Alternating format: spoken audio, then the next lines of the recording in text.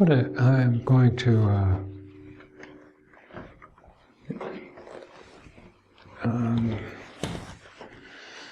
try to tell you this morning, do something I don't usually do anymore, but I'm going to try to tell you this morning what I did that eventually resulted in the return of sanity and satisfaction and love of life. I'm going to tell you what I did in my effort to get a look at me, which is what I'm asking you all to do, but not necessarily by the method that I followed, because I was stumbling in the dark. Not entirely in the dark. I had Ramana's instructions as to what should be done. Ramana's teaching was entirely based on, first of all, his own experience in the time when he pretended to be dead, and secondly, what he had learned and what he had understood in the time that he spent in the temple of Tiruvannamalai, and probably further on too, although my experience is that you lose interest in spiritual books after a while.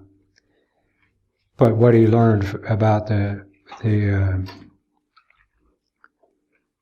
teachings that are concerned with the ancient practice of Atmavichara, or self-inquiry as we call it. That was his focus. That was pretty much all he ever suggested to people to do. He had a wide and deep range of understanding of the practices of the ancient wisdom teachings, of the Upanishadic teachings anyway, from India, and was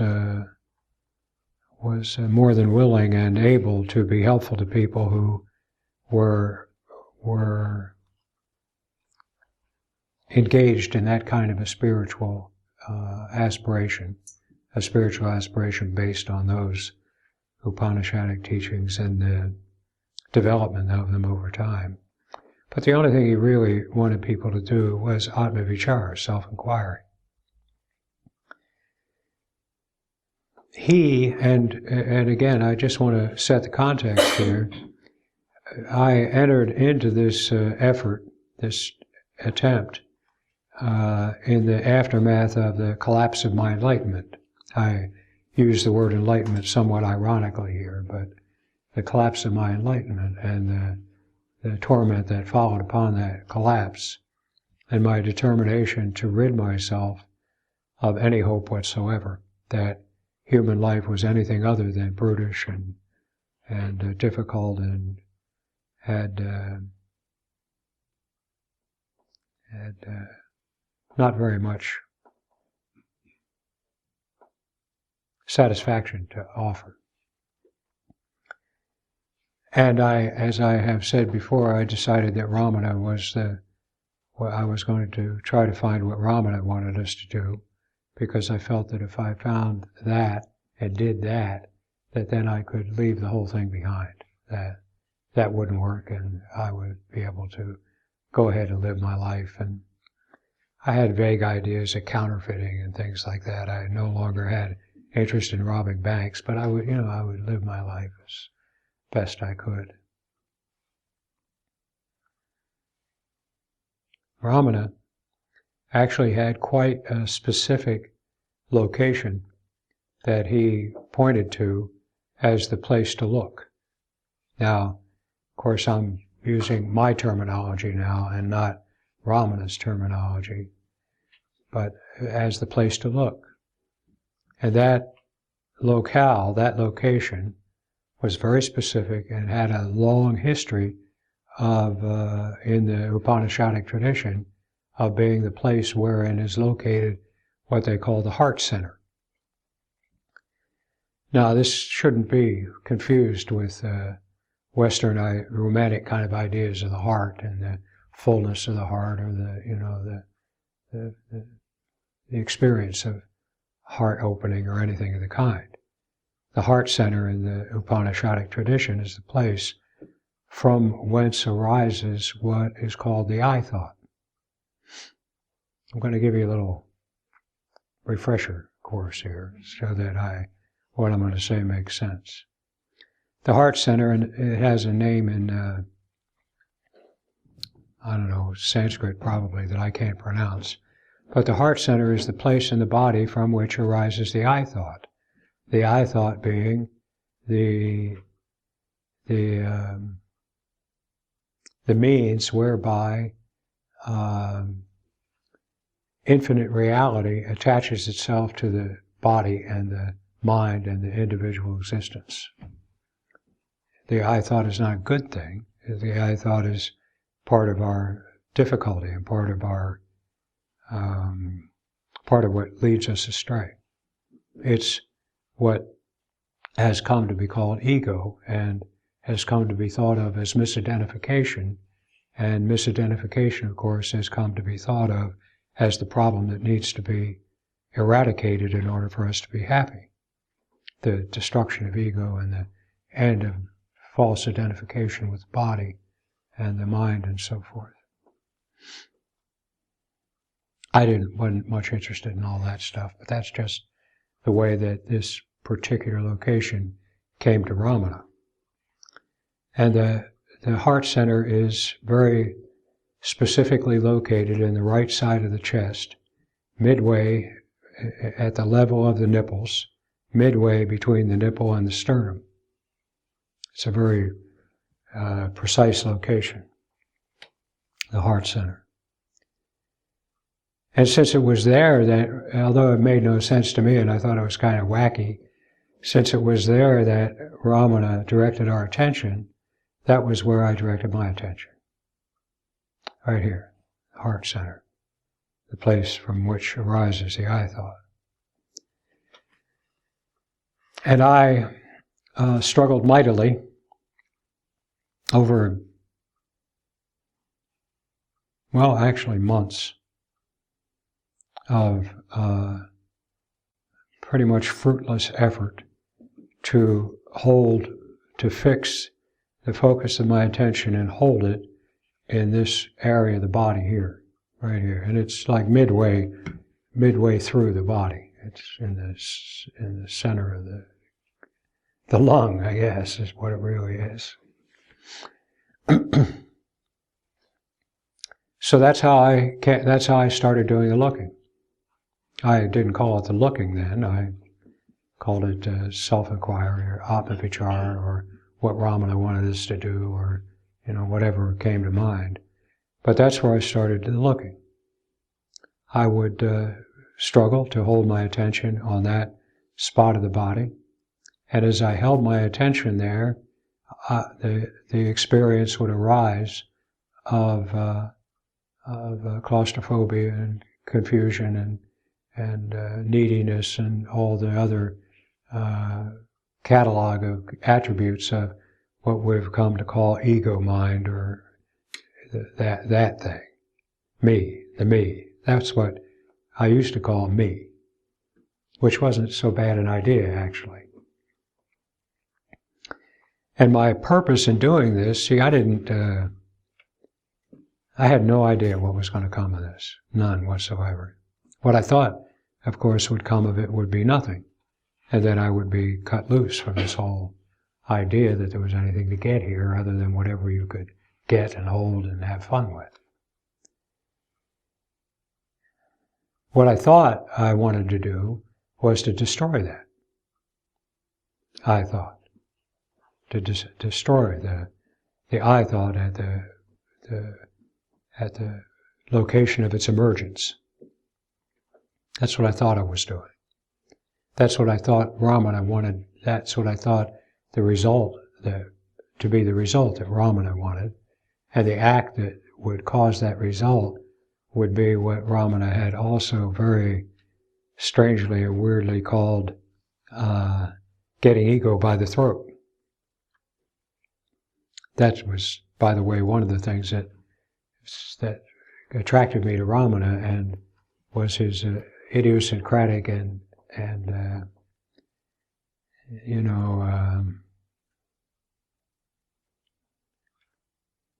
his view of things was although steeped in the teachings and the traditions, his view of things was nevertheless not like everybody else's. No other guru of his time would have spoken about grabbing ego by the throat, since the central purpose of the Upanishadic practices is to dissolve or to destroy ego. So, and not to destroy ego, but to destroy the false belief that ego represents. In other words, ego in the teachings is inexistent. It's just an illusion, an idea, but which was what was so strange about Ramana's insistence that we could grab ego by the throat. And actually kind of counter to the spiritual traditions. But anyway, that's what I tried to do. I'm trying to follow Ramana not because I think I'm going to get anything out of it other than freedom from hope, but because I'm following Ramana, and that's what he told us to do, so that's what I tried to do. That's how I started the looking. Sitting on my bunk, closing my eyes, focusing my attention on this part of the body right here, and trying to get a hold of ego, trying to catch it in the act of arising and grab it by the throat and hold it, not let go, which was the way Ramana put it. So that's the way I started the looking.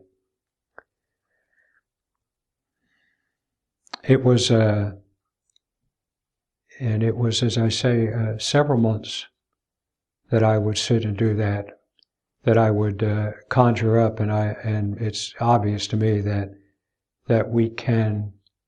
One of the magical things about the human consciousness is its ability to conjure up things, even physical sensations, that meet the expectations of the individual who's trying to do it.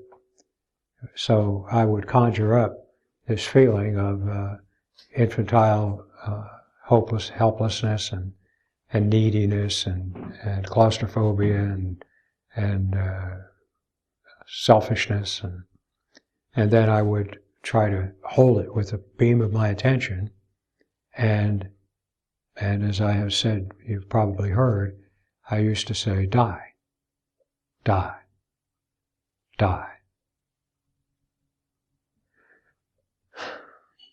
That's the way I entered the looking. That was my method of trying to look at myself. I didn't know that I was trying to look at myself. I didn't think of it in that way, but that was the method that I used trying to look at myself.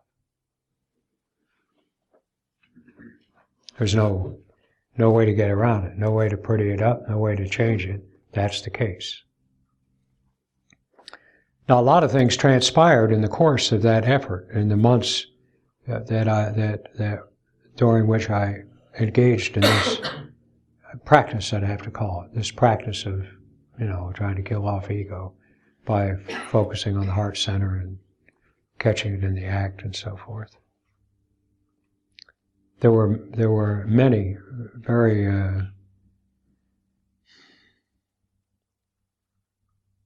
kind of mystical experiences that attended that period of time, none of which is worth repeating or even remembering, and almost none of which do I remember, because they are of no consequence. They were left behind. And they don't have any meaning or usefulness to anybody, not even me. I do remember, I'm going to tell you this, I would do this all the time, not just sitting on my bed. I would do this all the time. When I was walking to the mess hall, when I was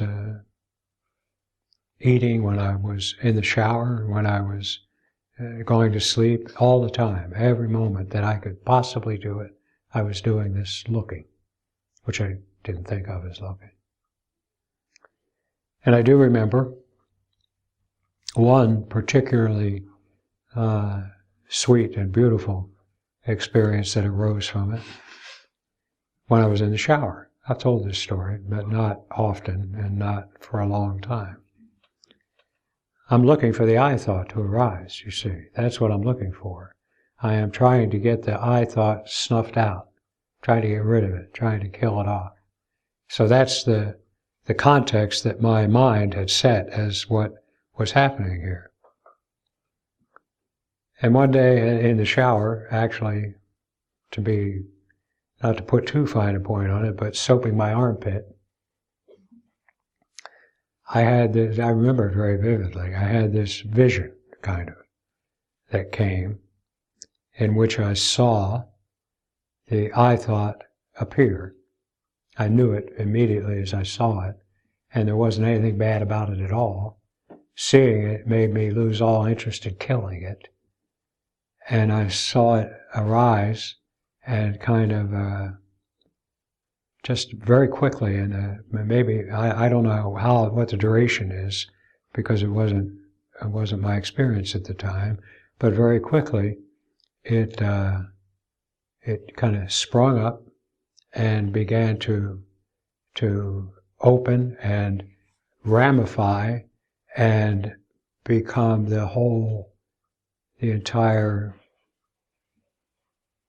become my mind with its entire contents and with its history and everything.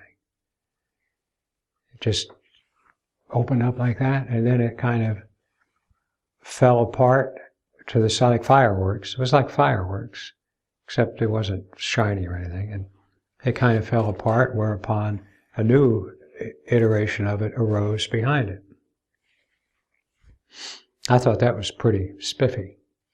I was pretty impressed with that. Of course, it was just something that was concocted by the mind, perhaps as a consequence of actually getting a glimpse of myself in the context that I was doing.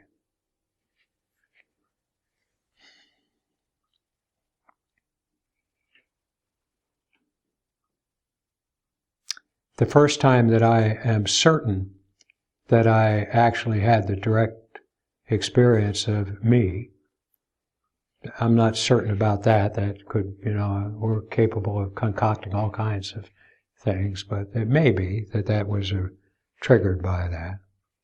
The first time that I am confident that I actually got the actual,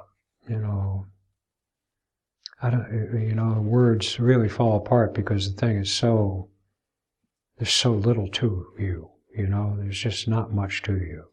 There's not much that can be said about you or me. You don't do anything, you don't have any color, you have a very, very, very subtle kind of what somebody called feeling tone, but very subtle, very faint. Over time, you will learn that actually you feel very solid and hard even. But you shouldn't confuse yourself with that stuff. The first time that I can be sure was the time which I've spoken about, which is when I,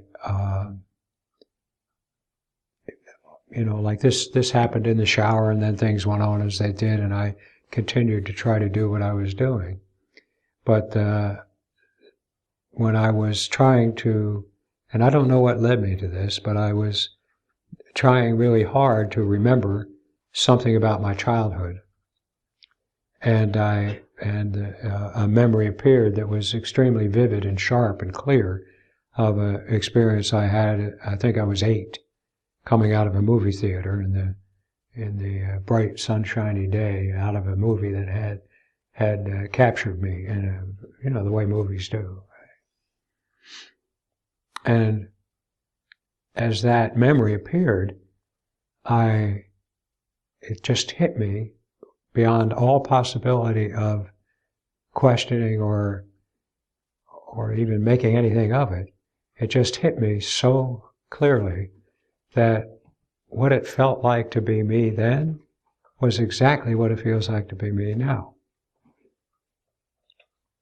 Exactly the same. And that's the first time that I am confident that I actually got that touch, that contact. And it didn't last but a fraction of a second. And it was gone.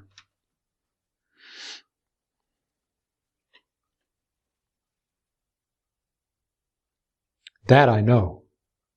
I succeeded. The other one, not so sure. It could be just a story that I made up in my fevered attempt to do something that couldn't be done. Now, and my life at least since that moment of the recovery of that childhood memory, my life has been continuously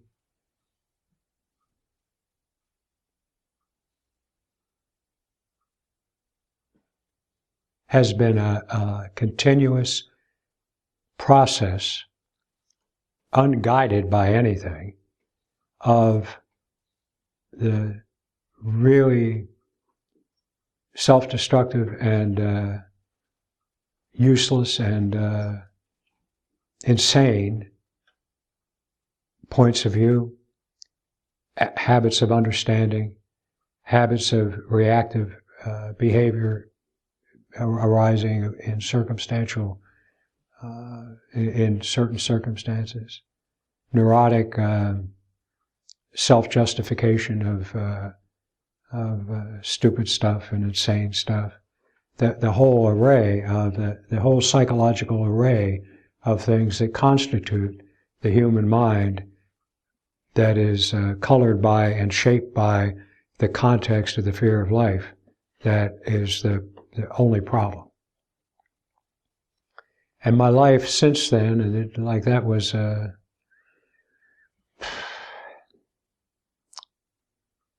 96, I would say, probably 96, maybe 97, right around there, 96, 97. I got out in 98.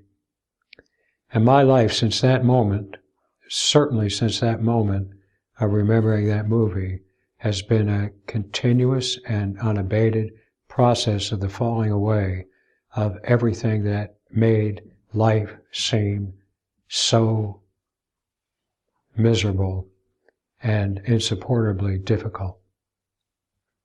Nothing new has appeared, but all that stuff, and I have seen it as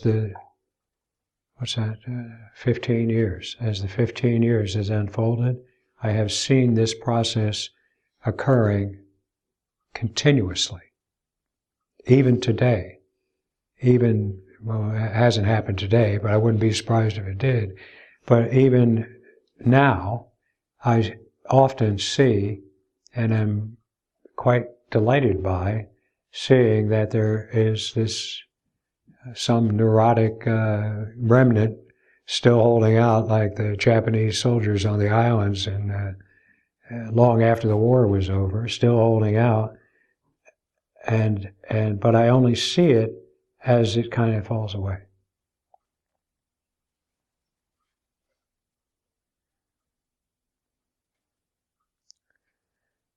Now, so that's my story. That's my report about how I entered the looking and what the process was for me and how it unfolded, and just in a nutshell what the result of that has been. This life has turned to gold. That's the result of that. It's like alchemy. It's just turned to gold. Over time, 15 years, still, gold still being,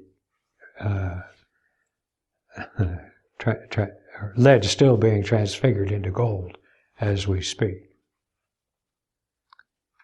And my life now is indistinguishable from me. Absolutely indistinguishable from me. All of the things that come and go within me are me. They're not, I have no line. I have no line of demarcation where the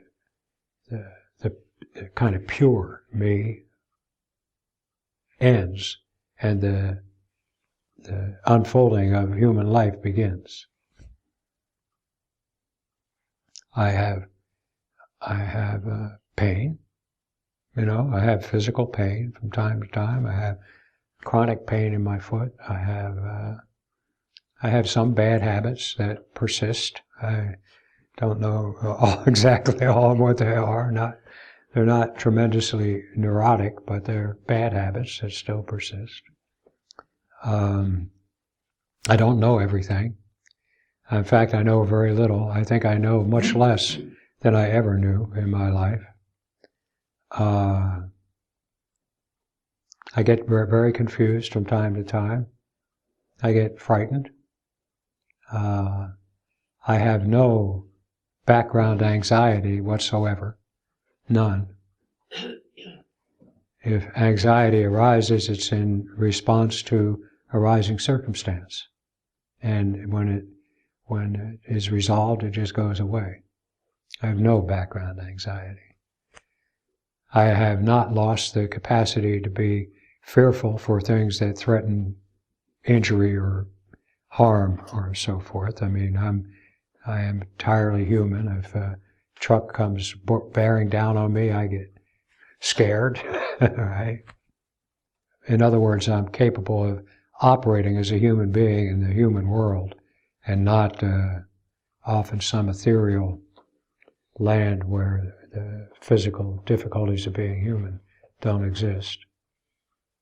I had food poisoning not long ago, and it was a terrible experience, and I despised it and hated it with all my heart.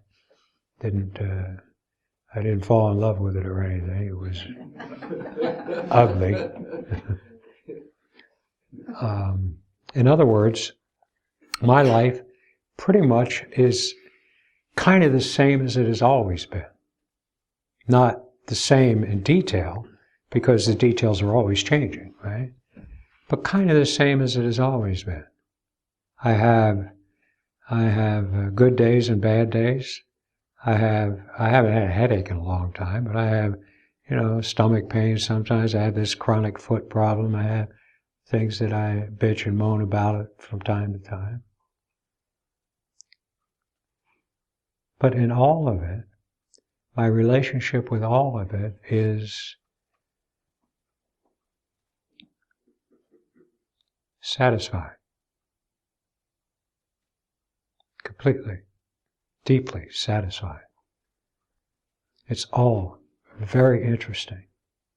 Not interesting in a way that causes me to want to capture it and hold on to it.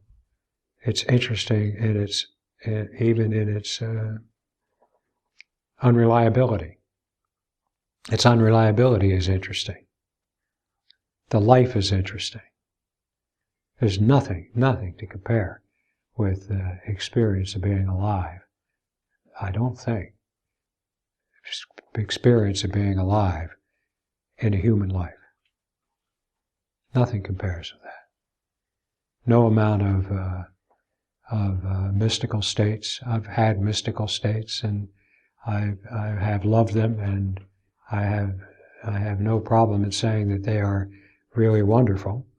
I've also taken acid, and that was really wonderful too. Things come and go, and I am in love with my life. Just totally in love with my life. And that is a process that began 15 years ago, perhaps in the shower, maybe a little bit later when I had the childhood memory, but began 15 years ago as a direct consequence of having looked at me by accident, trying to do something else. Now, okay, that clear? Just one thing I'm not quite clear about. Okay. Well, okay. When you got that direct taste of yourself, the memory of coming out of the theater, your life started getting better at that point, or at that point? I didn't think of it as getting better at that point. I really didn't have any sense that anything had happened of any significance. It was just a sweet kind of a sweet taste of something, right? And but I really didn't give it any significance at the time. But what happened almost immediately thereafter was that I no longer was energetically and enthusiastically trying to kill off ego, but I was pretty consistently turning to get that taste again, turning inward to try to get that taste again. And I didn't always succeed, every once in a while, but the movement of attention inward in an attempt to get that became kind of automatic.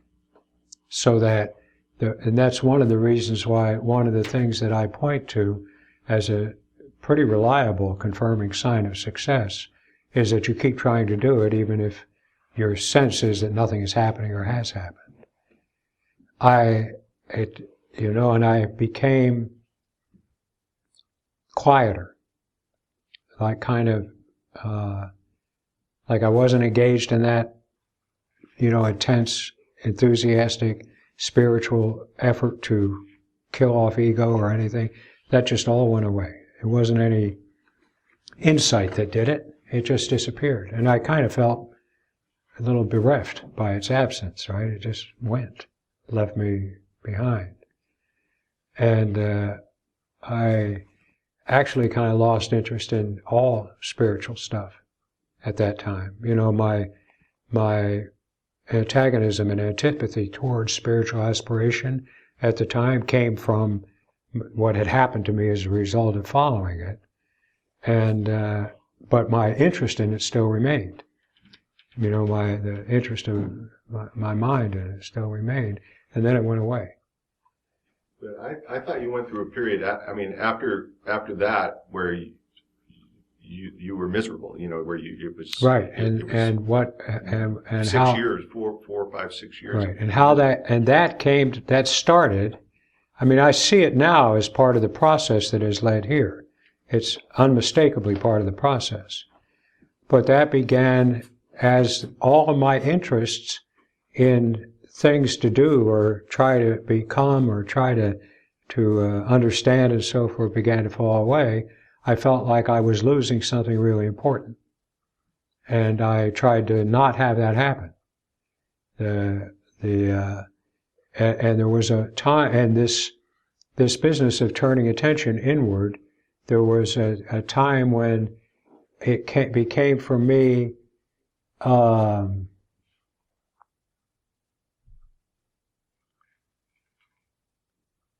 came to see it as something dreadfully wrong. I was doing something dreadfully wrong. It came to me to feel like I was turning my back on everything that human beings had done from the beginning of humanity, trying to be good and pure and true and so forth and so on. And that was very terrifying to me.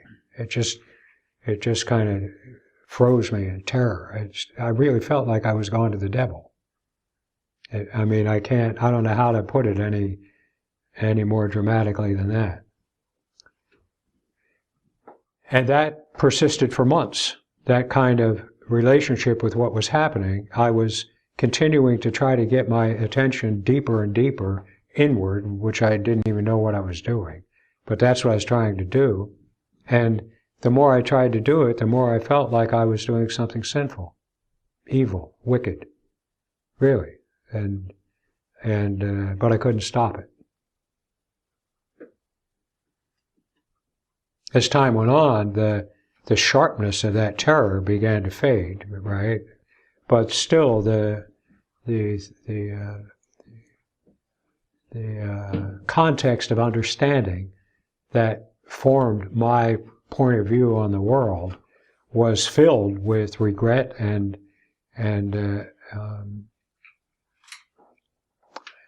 anxiety, deep anxiety about what was happening and what I was doing. I had not lost hope. That hadn't worked. That hadn't gone away.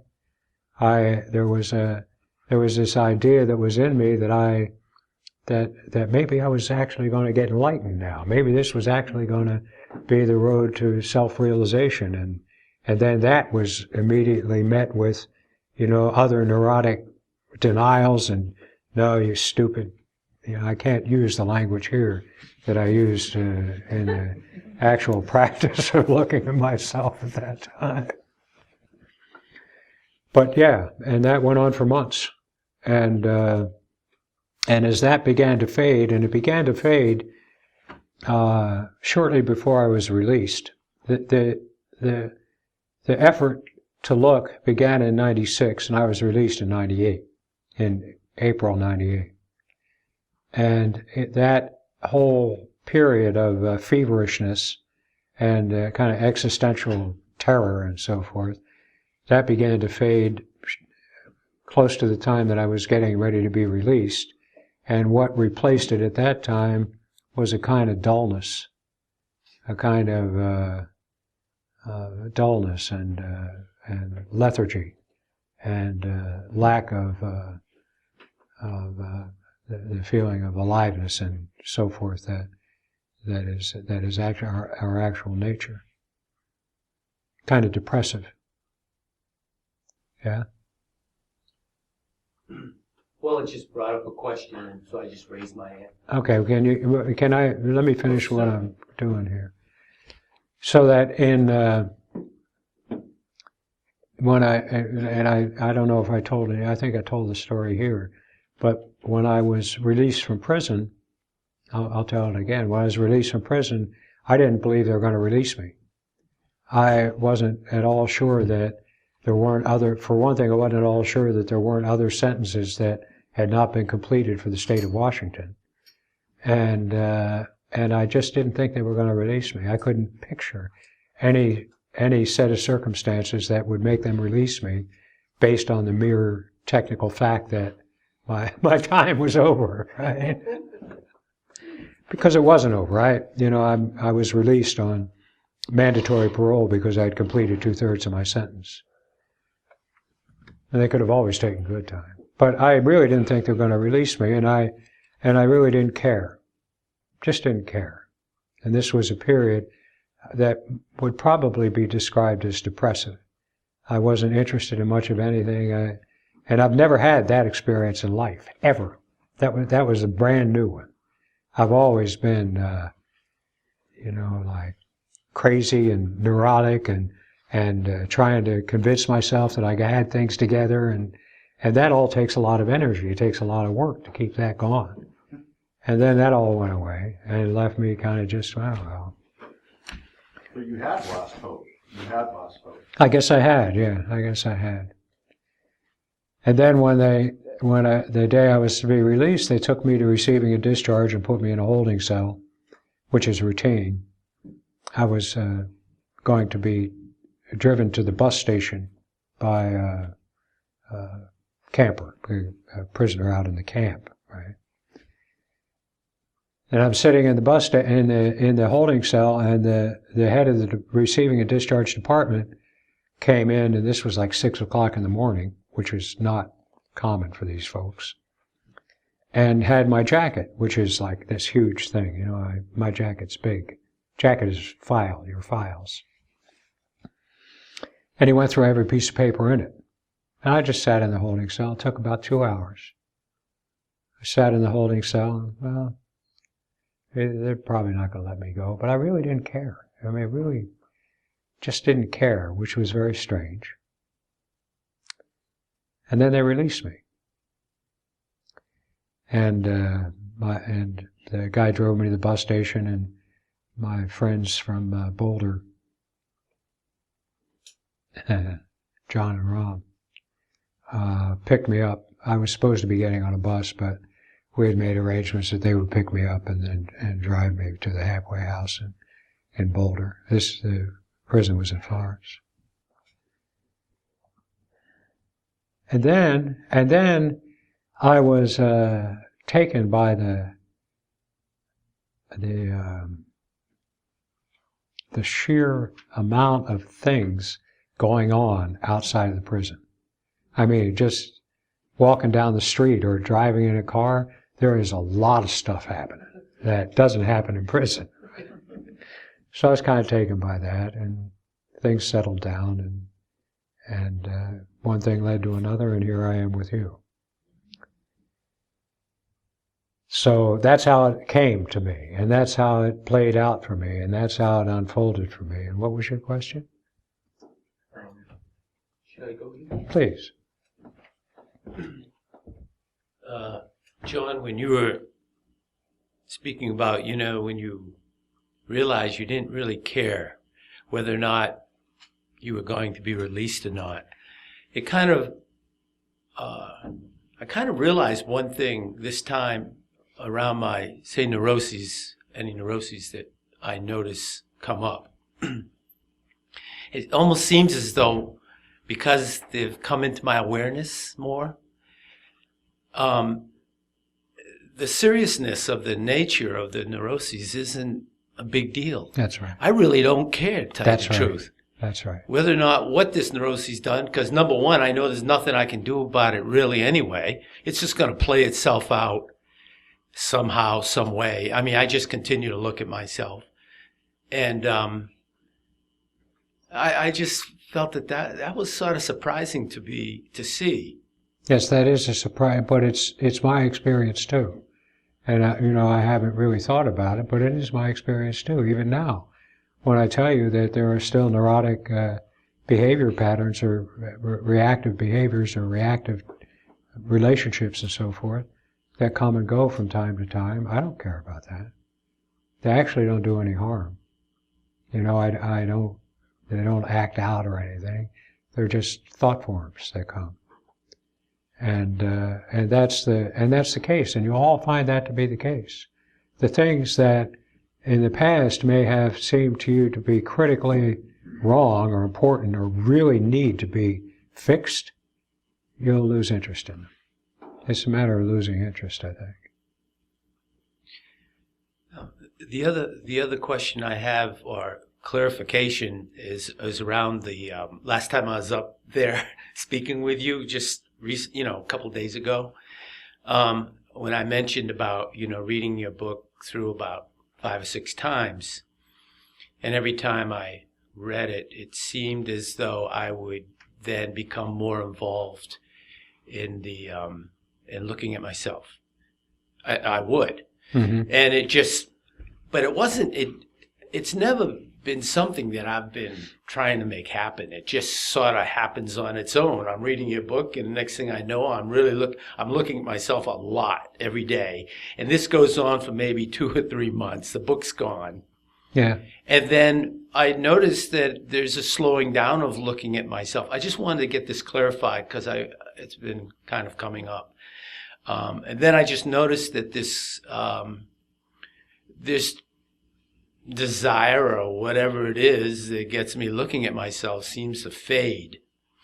And then I'll notice that like a week or two later, gee, I don't know if I've been looking at myself or not, And then if I months later pick that book up again and start to read, it seems as though I pick up this habit of looking at myself again, and it seems to wind itself back up. But I don't feel like it doesn't feel like there is so much of an intent, although that word I've said to people has been the word of this retreat for me, intent. It hit me like a ton of bricks when you first started talking about it. And I do realize there has to be an intent. And when I look at myself with an intent, it's powerful. And when I don't look at myself with an intent, I'm not sure. Well, it's like yesterday or today, whenever I said this, I warned against fetishizing the looking. That the looking itself is something that is of value as a thing in itself. And it has no value, actually. It's a therapeutic measure. Now, the fact that you continue to do so doesn't mean anything that I can think of. You continue to breathe. You continue to, there are a lot of probably mental habits that continue to play in you. And the looking may be one of them. But the thing about the looking is that, and this may already be the case, and it may be that you just don't notice it. That's another thing. See, things happen, and we just don't notice them until we do. But another thing is that there'll come a time when you will see and notice the fact that this feel of you is always in your awareness, and that it's possible for you to notice it, and it's nice to notice it, but it's not therapeutic anymore. It's just the case that you are always in your own awareness, and that for most of our lives, until we come upon something like this, we don't notice that feel that is so subtle, that is the feel of you. We're too interested in the fireworks of thought and desire and aversion and, interrogation of phenomena and stuff like that. We don't have time to notice the background, which is you. You are the background. The feel of you is the background of it all. There's nothing else here for it to be the background but you. So like right now, as I'm sitting here, I really can feel me very clearly. And it's just a matter of a movement of attention, just a slight movement of attention directly, with some intent to notice to notice that ever-present thing that's present in awareness. It's me. And that may already be the case with you, and you just haven't seen that to be the case. And the movements of looking and so forth are just there's a natural inclination to kind of touch yourself. It's like, I don't know, did you see the movie Contagion? No. No? Well, in the movie Contagion, which is a pretty good movie, I don't remember the exact number, but at one point they say that everybody touches their face something like 3.5 times a second, or maybe 10 seconds. But people are touching their face all the time.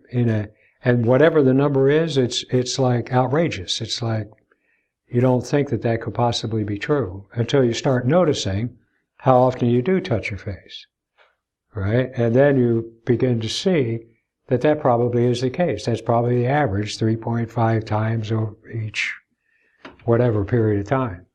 It's the same with this. You're always touching the feel of you. Even when trapped in the whirlwind of misery and so forth, you're always aware of you. You don't notice it. You don't know what it is. There's far too much going on to drown it out. But when that storm begins to clear, right, then you're here and you know it, and it kind of calls to you a little bit, and you touch it, like you touch your face, just like that. No significance to it. It's just part of being a conscious human creature that you touch your face and you notice the presence of you. So that's my guess. Okay, well, as you brought that up to me a few minutes ago, for the first time I became aware that that's probably true. Yeah. That's pretty interesting. I mean, it's as if it had to be said to me for me to realize, yes, that's probably the truth of the matter. Yeah. Wow. So, okay. Okay. Yeah. Yeah. Yeah. It's like I sometimes use the metaphor of paper and content, text. When we're reading something in a book, that we are deeply interested in what the text is trying to convey to us, right? So we're paying close attention to the words and the sentences and the periods and the punctuation and all that, the black ink. But always there and always in your awareness is the white paper. Always there, always aware of it. But you just don't notice it. And when it's called to your attention, then you certainly will notice it. That's not, it goes away pretty quick paying attention to that. But you certainly will notice it, and you'll notice that you notice it. Same kind of thing. Okay? Okay, thanks, John. Okay, just 1 minute, okay? Oh, no, come on, let's do this first. Oh, you want to come here? May I? Oh, absolutely. So I had a really interesting experience that I wanted to share. My mother's 3,000 miles away, and I speak to her every day. And I love my mother dearly and deeply, and she's a very difficult woman. And 2 nights ago, I was speaking to her, and we were just having like a normal conversation. And at the time that I was talking with her, I also was feeling me. Yes. I was doing this exercise, and I was feeling me, and I could really feel me. And at the same time, I was feeling her. I was feeling me, and I was really feeling something deeper. Mm-hmm. And I said to her, Mom, I love you deeply. I said, and I miss you every day of my life. I wish I was spending more time with you. And she said to me, well, thanks for saying that, but no, you don't. And I said to her, I said, yes, I do. And she said, well, I don't believe it. And I got off the phone, and there was this sadness, that was kind of overcoming me. And I just kind of opened my heart, but there was this sadness. And I just kept on doing the exercise. And the next day, yesterday, I spoke to her. And she got on the phone, and this is like very unnormal for my mother, or for my conversations with my mother. And she said to me, I was talking to your brother, and she said, you really do love me. She said, and you really love me unconditionally, don't you? And she said, even though I'm mean to you, and I can't help myself. And she can't. I know. And the things that come out of my mouth, I just can't help myself. She says, but I love you. She says, and I really got that you really love me, and how lucky I am. She said, and my brother told her, how lucky that she is, that she has a daughter who, no matter how mean she is to me, that I love her unconditionally. And something sank in, and she got it. And she said that to me. And, I got that it was her inability, because she's feeling bad about how she treats, the things that come out of her mouth, that it's hard for her to believe that I really love her. Mm-hmm. But Because she knows how unlovable she is. Yeah, Right. yeah. But at the moment that I was really touching me and touching her, it's like there's something that just transmitted. Mm-hmm. Oh, I think that's quite likely. Yeah. See, what I see to be the case, and I'm probably going to talk about it before this retreat's over, is that my experience of things is that we are literally all in this together. Human beings are one creature. Humanity is one creature. And don't make some spiritual thing out of that. It's just the case. It's not all that nice a thing that it is the case. Humanity is one creature living all these human lives. We are, you and I are a part of one creature.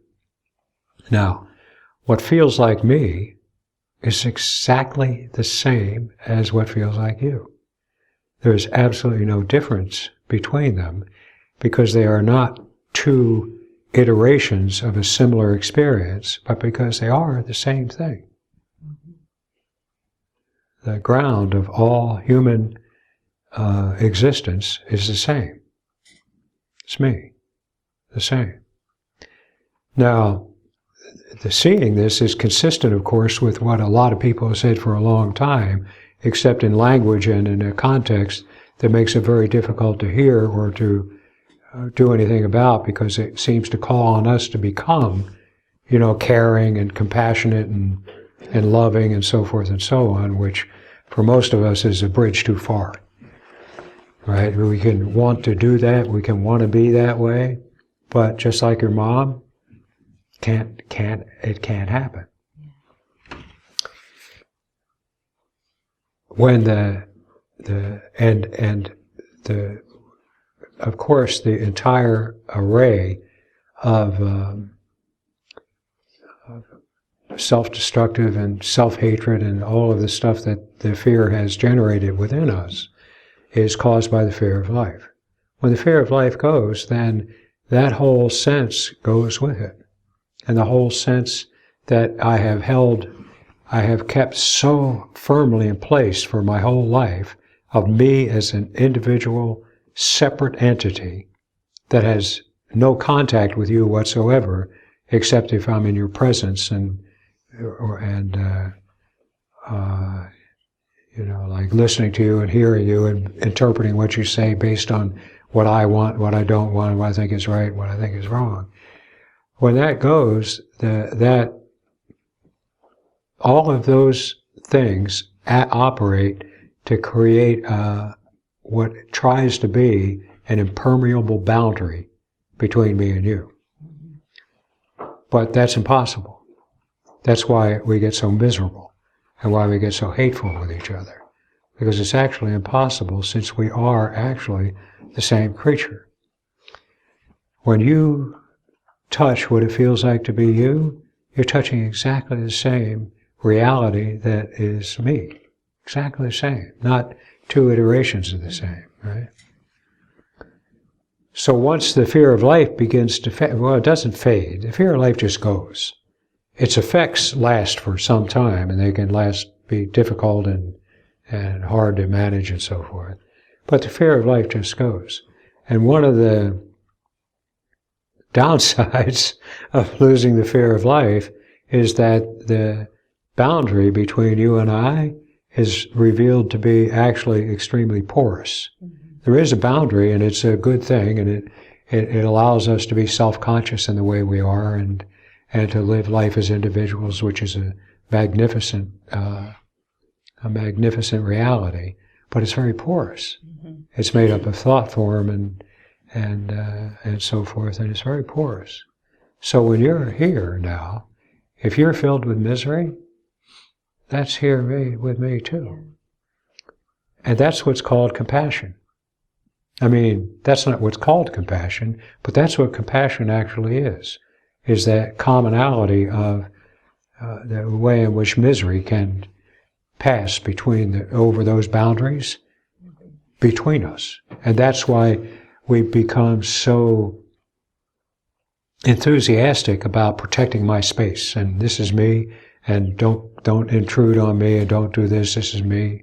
That's why we do that, because we want to keep out. I want to keep out your craziness. I got enough craziness of my own to deal with, right? Well, once the fear goes, you can't do that anymore. And I suspect that it may also be true that the experience of the absence of the fear, whether it is has fully played out in cleaning up the apparatus that is left behind by it, or not.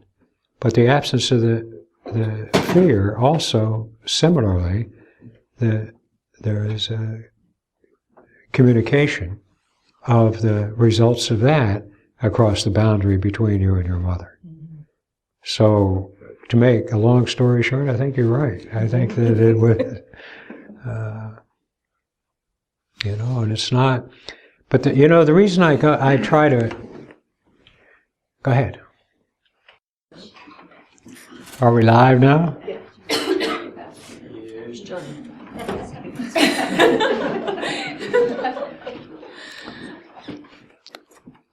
And of course, I have no recollection whatsoever of what it was that I was going to say. But my recollection was a little refreshed.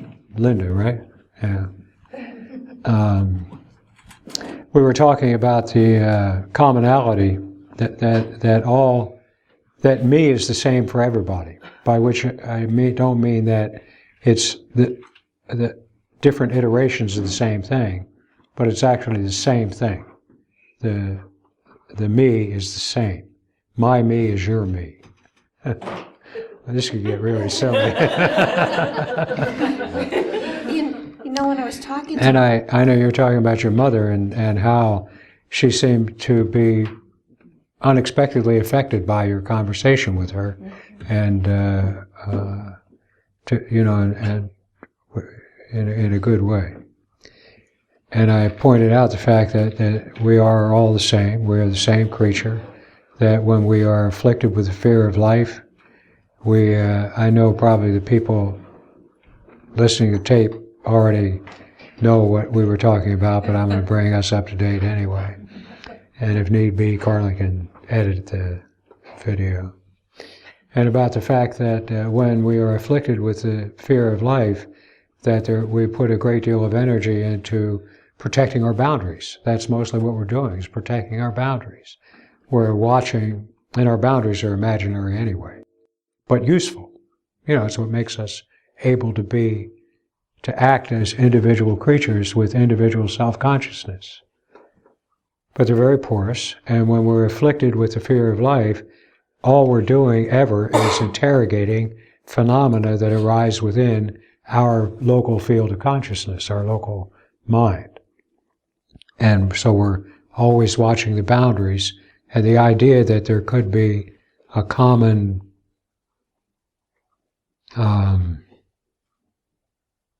reality that underlies us all would be denied with great vehemence by most people who are caught up in the fear of life. It's just anathema to that idea. And that I suspect that it may well be that just as and what happens is that when the fear of life begins to go, the porosity of the boundaries between me and you begins to reveal itself. And so that I can no longer deny the fact that there is present in me a kind of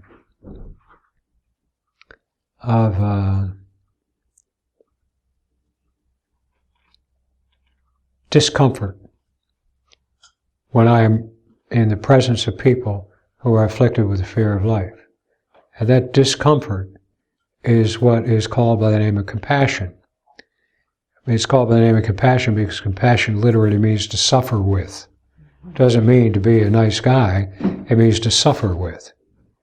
And so the discomfort I feel when I'm around people who are deeply afflicted with the fear of life is the phenomenon known as compassion. Now, that goes both ways, though. That's and the fact that if you are all freaked out and closed up and afraid and neurotic and so forth, the fact that is very present in me, that there's a presence of a discomfort that is communicated, it's also the case that it can go both ways. I mean, the ease of being that may be your experience will be communicated to your mother and have good effect. The phenomenon of compassion is not a really, for the individual creature, it's not a really great thing. It's something that seems like we ought to be able to do away with it because why should I be miserable? Because you're miserable. Anyway. But it is just the case that we are one creature. That's the case. Like it, love it, don't like it, hate it, that's the case.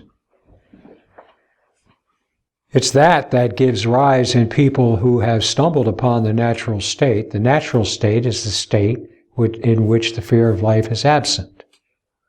It has been the case that people have stumbled upon the natural state, having the experience of compassion, the experience of the misery of others.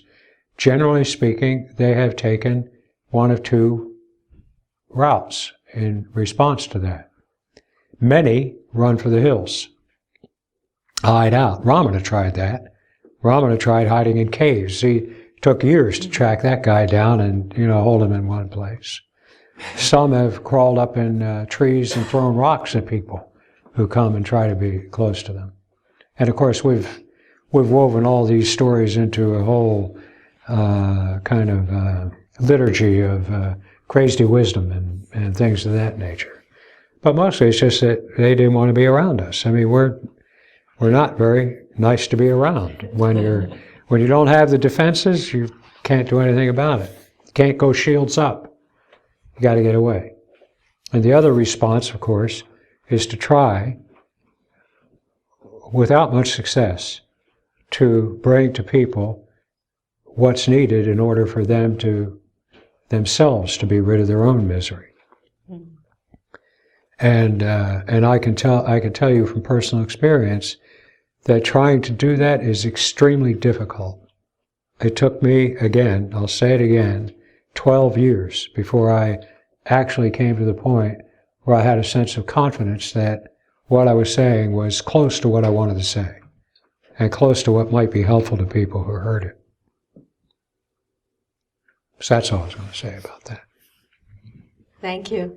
It's interesting. My mother said to me yesterday, too, she said, now I know why you go on all of these retreats. She goes, to handle me. Thank you. Thank you, Linda.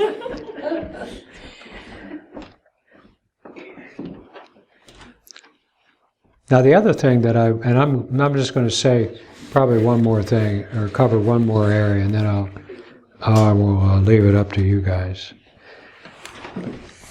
The other thing that I wanted to say about this, and one of the reasons that I decided to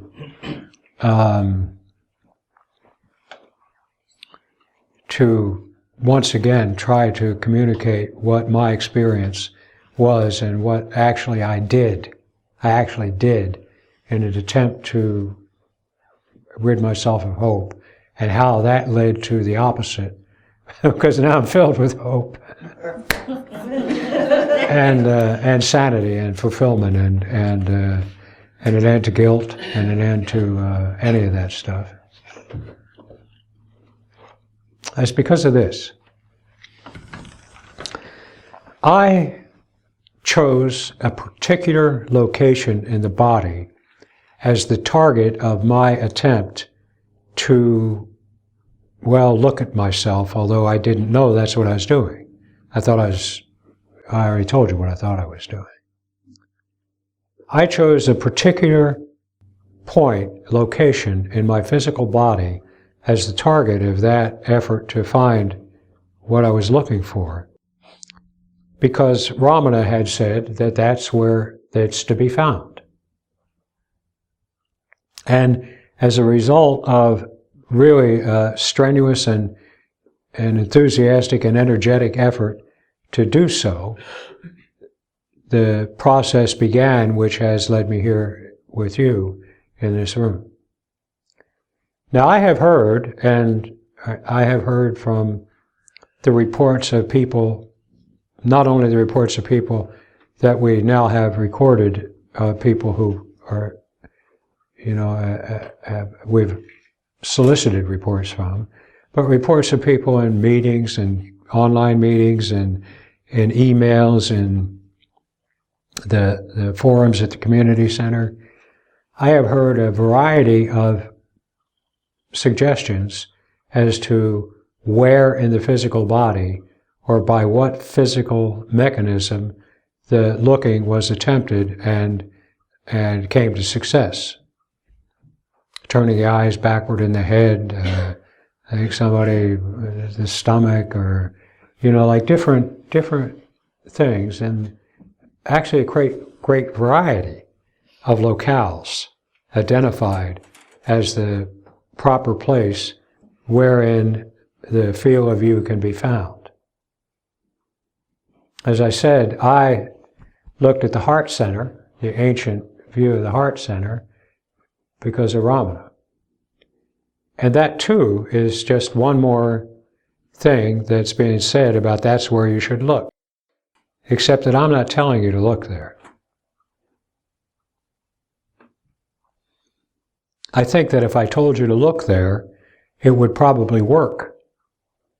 I'm not so sure of that, but I think it probably would work, because I think anything you do with the intent to get the feel of you, no matter what the mechanism, no matter what the location is, imaginary or physical or anything else, if you do this with the intent to get the direct experience of the sensational feel of you, which is very, very faint and difficult to do, if you do it with that intent, you will succeed.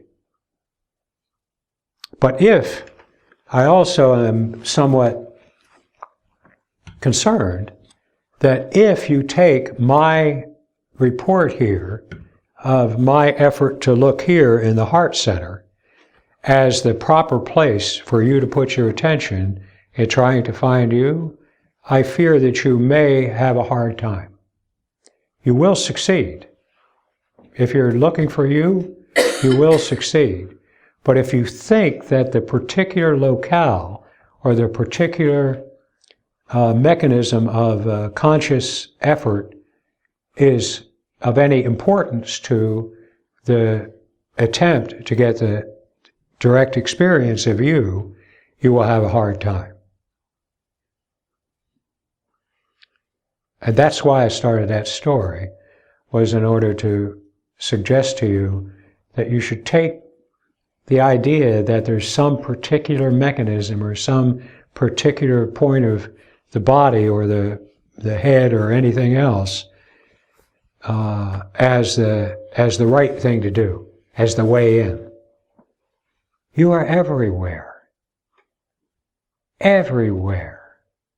It matters not what you happen upon, what you settle on, and you will settle on something. You will. It matters not what the actual thing is that you settle on as the way you make this attempt, or if you do or do not choose a location in the body as the target of this attempt, or what location in the body you may choose as the target of this attempt. From where I sit, that's entirely irrelevant. What's relevant is the firm intent to get the direct experience of you. And I am certain, I am confident in a way that I am confident of a few things. I am confident that if you make that firm, intentful effort, that you will succeed. And that for you, it may be that you find that the heart center is the place that you settle your attention. Or you may find that turning your eyes backward inside your head is the way that you do it. Or you may find that your little finger is the place where you settle your attention. Intent is everything. It's the intent. There is no place you are not. There is no place that you cannot get the feel of you. Nowhere. No place. I say, and I've said often, that this is an act of inward looking. And I've tried to use here in this retreat, I've tried to use the old mindfulness meditation practice of watching breath, and my new idea of bringing attention to the feel of the tongue as ways to acquaint you with what I'm talking about as the actual tool you use for inward looking. But that's not inward looking. It feels a little inward, but it really isn't. The only thing inward is you. Everything else is outward. The only thing inward is you. So when I say inward looking, it is exactly the same as when I say look at you. And it doesn't matter what approach. It does not matter where you look. It does not matter how you do it, as long as your intent is to get that direct experience of me. That's the only thing that's critical here, is the intent to get the direct experience of me, not self, not consciousness, not awareness, not truth, not love, not God, not emptiness, not any of that, just me. And if you embark upon this with that firm intent, you may be misled for a time, but you will always come back to what's really required in order to make this work. And you can't fail. If that's your intent, you can't fail. You can fail if you think you're looking for who you are. You can fail if you think you're looking for awareness. You can fail for if you think you're looking for anything other than me. But if you're trying to get a taste of me, you can't fail. It's impossible. There's nowhere you're not. Okay? So, the mic's open. You can come here, you can go there, it's up to you. This is anarchy reigns. Hi, John, right? Yeah. Isn't that something? Isn't that the It is first time something. I've ever The whole year. see what I'm talking about? Yeah. I'm going backwards. I'm getting my memory back.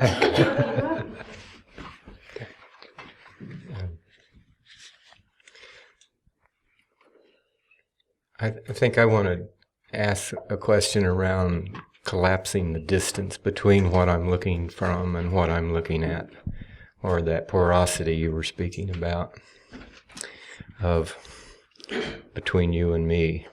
That's not something you do, you know. Okay. When you pull the rug out from under things, that just occurs. And it's part of a process, you know. These minds and these defensive postures and these defensive strategies and so forth that we've adopted in compliance with the idea that, you know, life is going to swallow me up and so forth. These things are occurring within time and space, and they are entirely conditioned by cause and effect, and so that they have their own idiosyncratic process whereby they unravel themselves, or, you know, things return to sanity. But there's nothing, and so far as I know, there's nothing to be done about that process except just wait. Well, you've used those words to describe, though. I've described that as what occurs. Right. It's nothing I did. Yeah. I guess I may have a question around. I still think there is something I can do Yeah, that's okay. That won't hurt you. by looking at what has come about in sensing no distance, sensing that I'm looking at me and you at the same time. Mm-hmm. You know, this Yeah. that somehow that practice. I just, you know, David brought up yesterday about the way forward, and it seems as though as many tools as could possibly be brought to this process of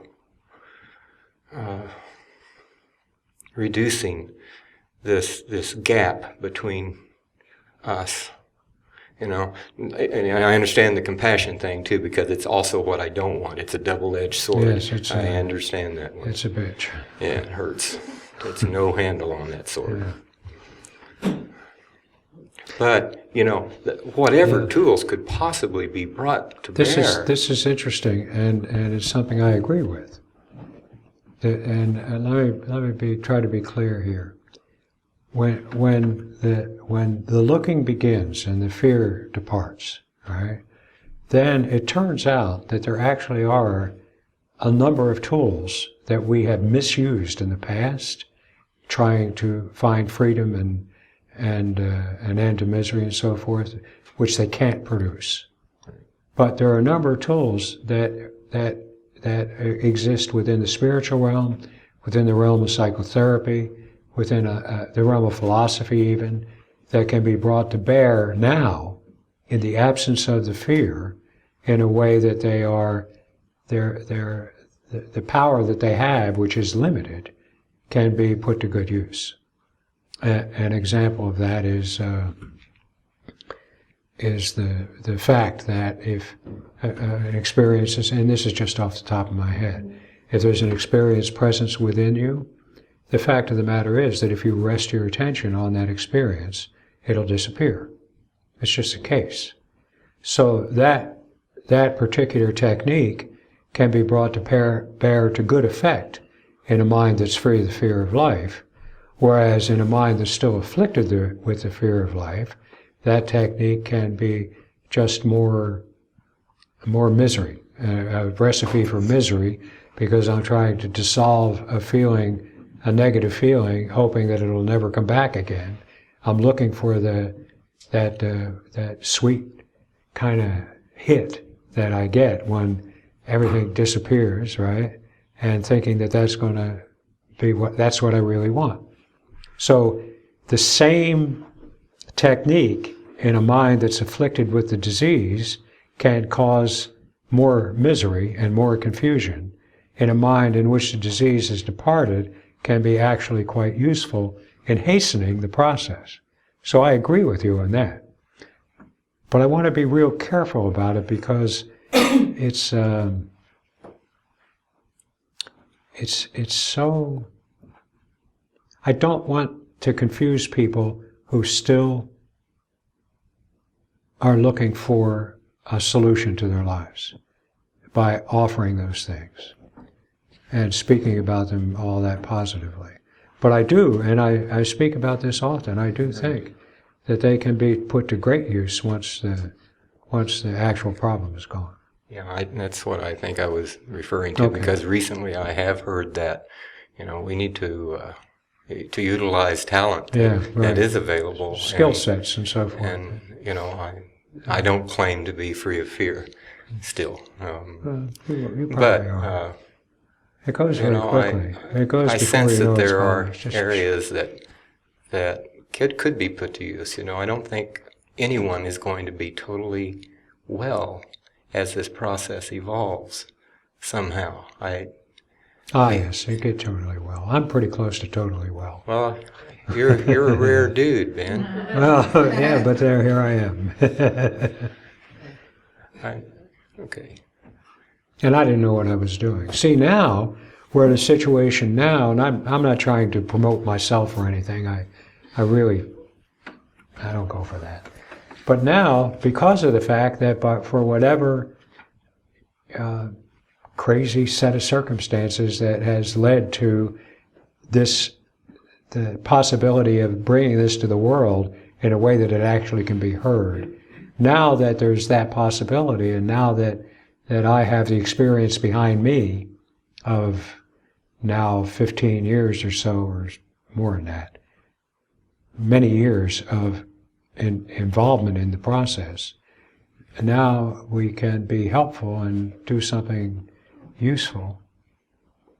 But I don't know why I started to say that. What I'm saying is that for me, I didn't have me.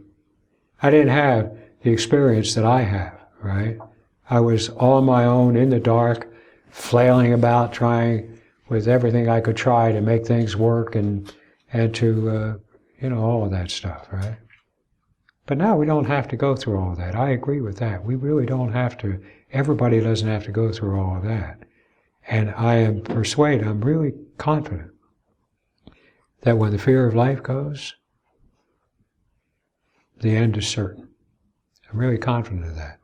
Anything we can do to be of use to people who are in the recovery process which lasted a very long time for me, anything we can do to ameliorate the confusion and so forth that strikes during that process, we should do.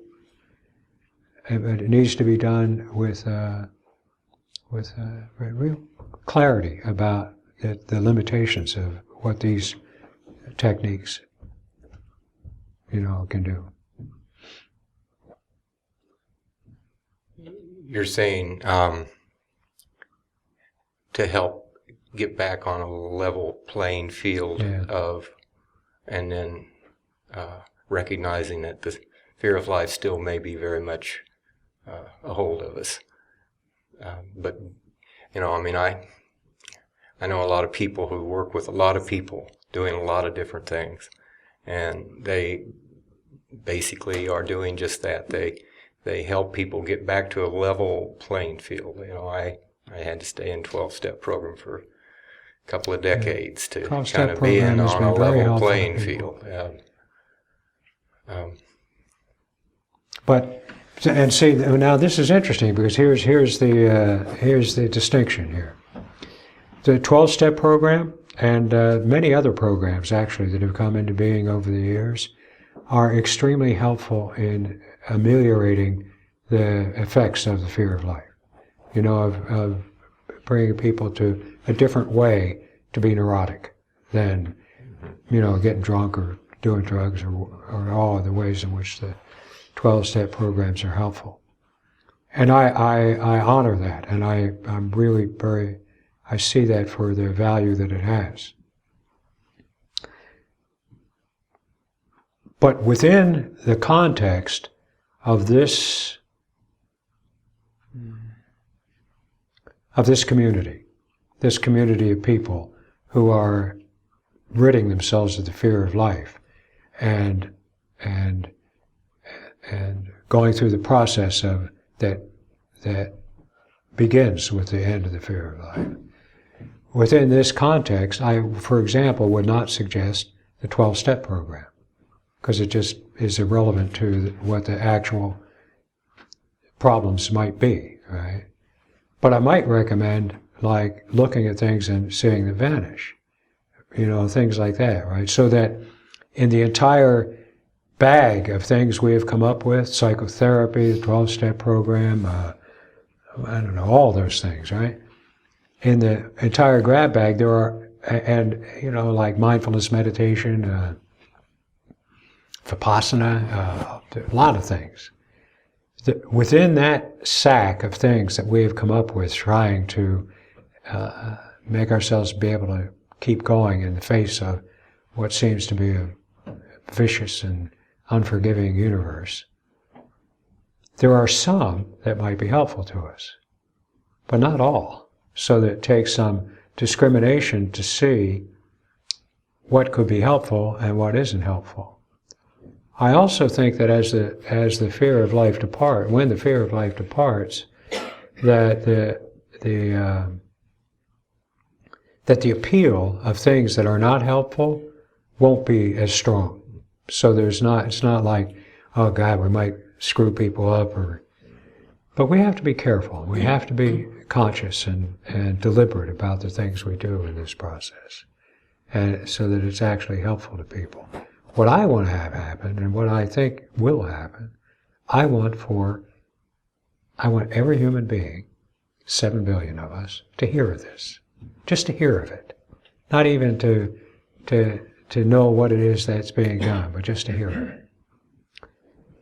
And I think that if every human being hears of this, that we will get well, that there will be a sufficient mass of people who rid themselves of the fear, that we will get well, and that as we go along, we will find really intelligent ways to be helpful to people as they're recovering from this. And this is the beginning, right? That we're at the beginning of this whole adventure, and so we need to be mindful and discriminating about not getting too crazy in the things that we suggest to people. We have to be mindful of what we're saying and how it might be received and all of that. Is that? Are you, what I brought up first about, and for me it was a new sense of looking, of two-way looking, of seeing you as well as what I'm looking at you from. Mm-hmm. You know, that was new. I mean, it seems like it was just like it came out of nowhere. Mm-hmm. And I've had very real experiences of that. And porosity happens during those moments, and no problem happens. I can even say it's a joyful, fulfilling life that's not fearful in those moments. And it seems as though that, you know, to find a way to use those simple tools, and I know it can be done. You know, I've heard you say that it's not art, it's not music, it's just looking, but it seems like I get glimpses of it in art and music and other ways. You get glimpses of it everywhere. That are the thing of You of get the same glimpses of it thing. everywhere.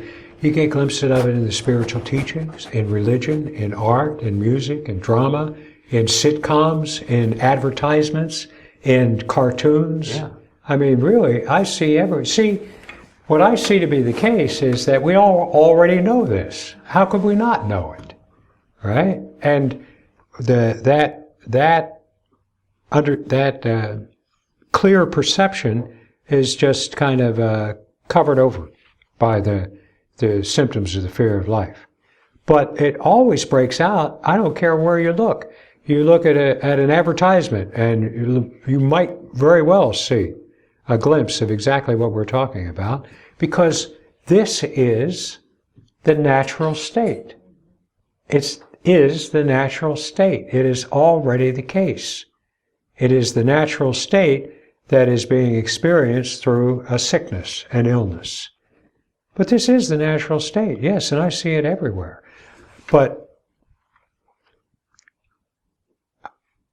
And it is exactly that aspect of it that calls us to art and music, and to buy things that advertisements offer to us, and to certain kinds of sitcoms, and to movies, and to dancing, and to everything we do, right?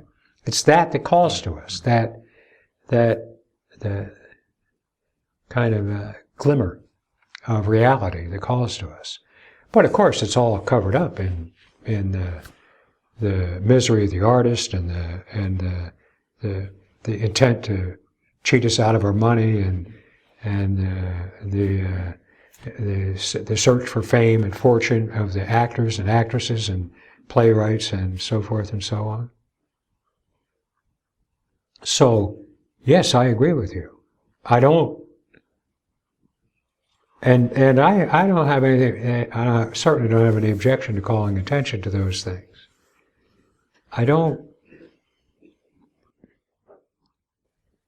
but they will not in and of themselves, because I've seen them for a long time, they will not in and of themselves trigger the possibility of inward looking.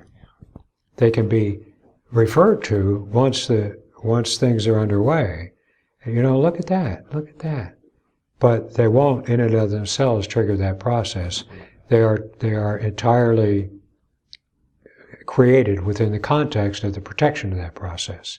And it's only the power, the inherent naturalness of reality, that has the force to be able to shine through from here, you know, as glimmers here and there. But calling attention to it, to the person who is afflicted, will not cause them to look at themselves. We have to start with the looking. Everything flows from that. And so far as I can see, there's no back door in.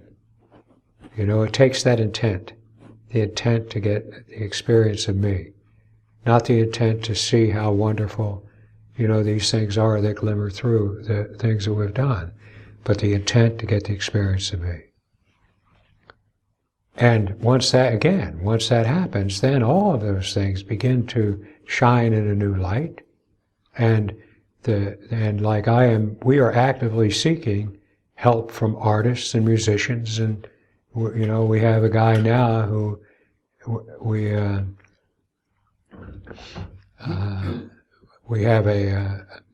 a thing that I just recorded, which is going to be online sometime soon.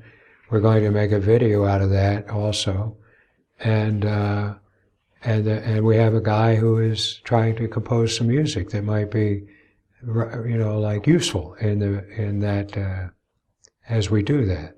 So I am looking for artists, musicians, composers, playwrights, anybody who wants to look at themselves and then be helpful in the effort to bring this to the rest of humanity.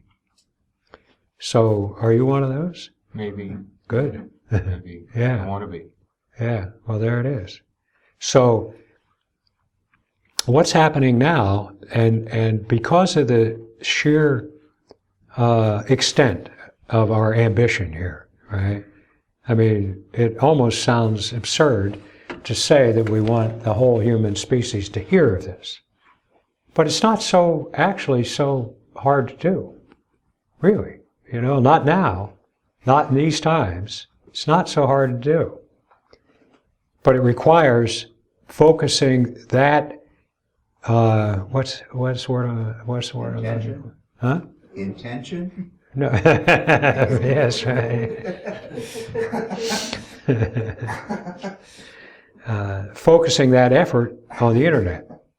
It's not something that can happen as a result of me traveling around and talking to people separately. It has to be founded on the internet. That's the means we have to be able to accomplish such a outrageous project, the internet. So, I want you to come to the internet and start going to the forums, start going to the community center, start seeing the state of the work as it is so far, right? Because things are, I often, when I talk to people who are not familiar with the work on the internet, with the podcasts and the online meetings and the community forums and all of that, I am struck by the kind of the difficulty in communicating what's actually happening. So everybody, come to the internet. Join us on the internet. That's where this is going to occur. I am never going to stop meeting with people in person. And partly that's just because I love it so much. But I'm never going to stop meeting with people in person. But I can't meet with enough people in person to make this occur. So we are in the process now, and as I said, it's just Carl and I. Until now, just Carl and I. We used to have one person who was a part of the board of directors of the foundation, and then they fell away too. It's just Carl and I.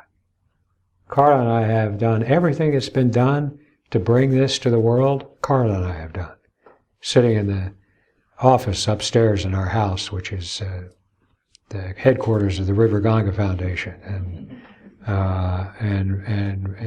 doing what we do. And now we are calling upon, for the first time, we are calling upon people to come and help us. And people are responding. It's really quite amazing, the response that's coming. And you too, come and help us. Come and help. Come and look around, see what's going on. We're starting to, pretty soon there will be a volunteer forum on the web with a whole bunch of different areas in which help can be offered practically and in any other way on the internet, so where people can remotely actually do things such as, financial management, accounting, publicizing, art, translations. We're looking for internet people. People know what they're doing in the web and all of that, and artists and everybody. So that's the place to come. That's where it's all going to happen. That's the only way we have of reaching the people we need, so that the people that are going to be helpful have to familiarize themselves with that environment. Okay. Is that okay? I will. I will go beyond myself here. Okay. and I really need your help. I mean, really, truthfully, I do. I need your help. I need all of your help. Thank you, John. I don't want to see humanity vanish just because we're so stupid. I mean,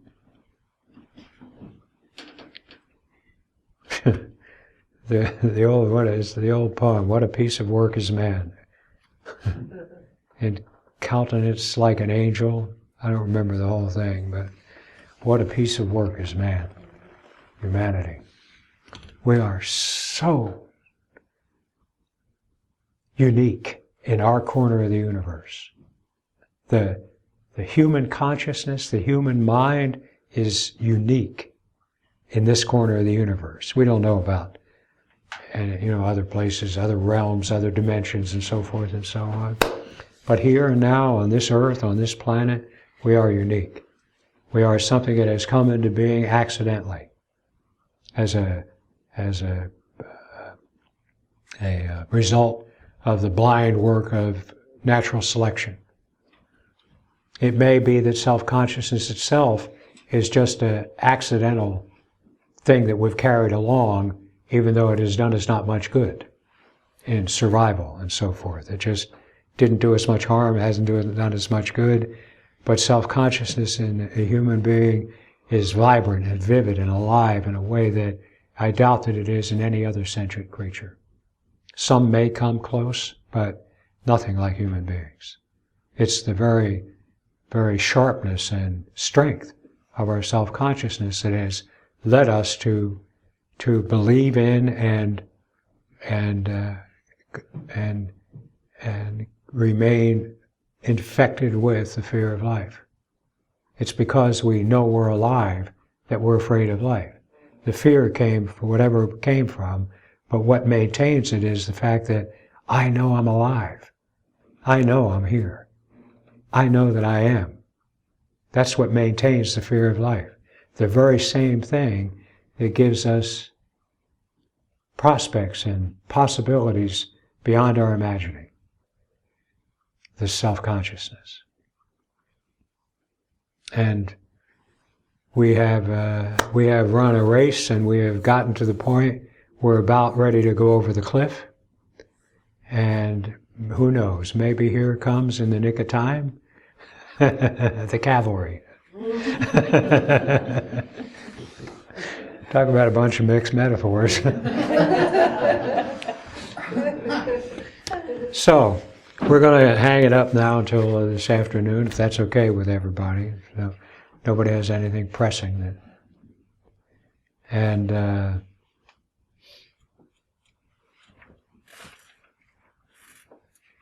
this afternoon I would like, if possible, to have most of what we do conversations with you guys. Up here, preferably, but there too. So that I don't talk the whole afternoon. I run out of things to say. I love you all. I'm really grateful for your presence here. I'm grateful for your willingness to become a part of this wondrous possibility, and your willingness to rid yourself of the stupidity that makes us afraid of our own lives. I mean, how stupid is that, really? Afraid of our own lives. Okay? Okay.